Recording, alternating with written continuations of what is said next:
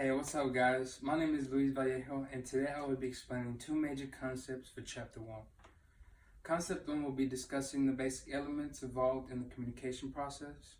Concept 2 will be on how we take a careful look at the crucial role ethics plays in communication success.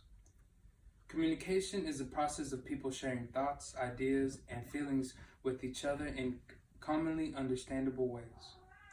Whether you are communicating with one person, a small group, or many people, misunderstandings often arise. The key to success is always being able to identify the cause for these misunderstandings and also figure out how to keep them from occurring again. This is where communication models prove so helpful. They allow us to pinpoint where the communication process misunderstandings occur so that we can correct them. Communication models have evolved from the early one-way model to circular models, to today's more accurate transactional models.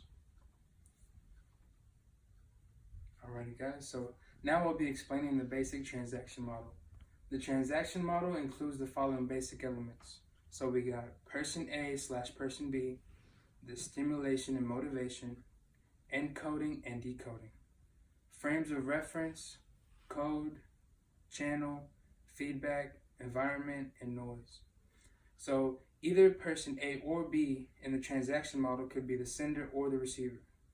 Two things must happen before the sender ever wants to send a message. First, the sender must be stimulated.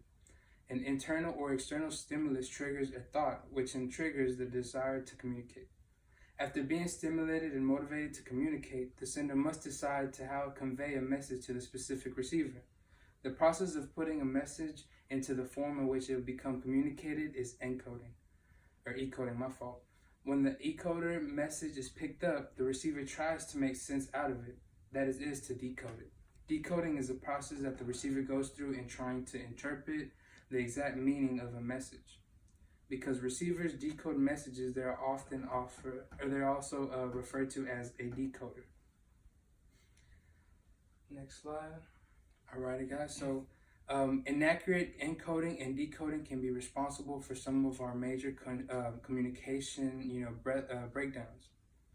These breakdowns occur because we use our own background and experiences, our frame of reference, to encode and decode messages. Each person's frame of reference includes educational background, race, cultural values, gender, life experiences, attitudes, and personalities. Another element of the basic communication model is the code, the symbol that carries the whole message. The success of your message may depend not only on the consistency of your codes, but also on the channel you select.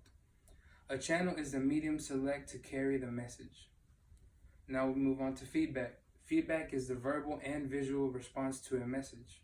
Feedback can also be self-monitoring response that allows us to modify our behaviors until it meets our expectations. Feedback is also the only way we can know whether the message we sent are interpreted on how we intended it. Without feedback, all we can do is assume that the message has been received correctly. The effective communicator plans and controls the environment as much as possible. The environment includes the time, place, physical, and social surroundings in which you find yourself. Anything that interferes with the communication by distorting or blocking in the message is noise.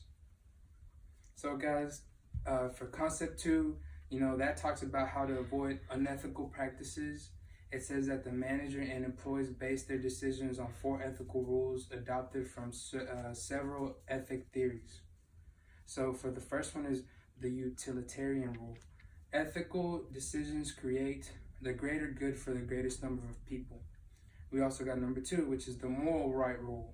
Ethical decisions protect people's fundamental rights and privileges. In other words, the do unto others as you would have them do unto you. We also have the justice rule.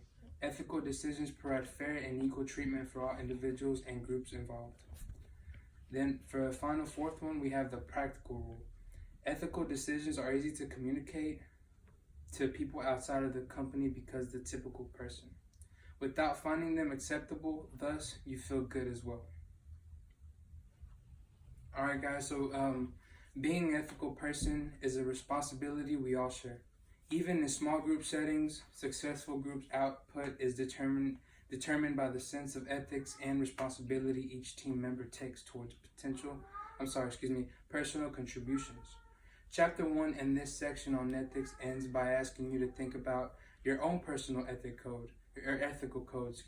If you wait until an ethical problem arises to consider where you stand on an ethical issue, you may not be prepared to handle the situation.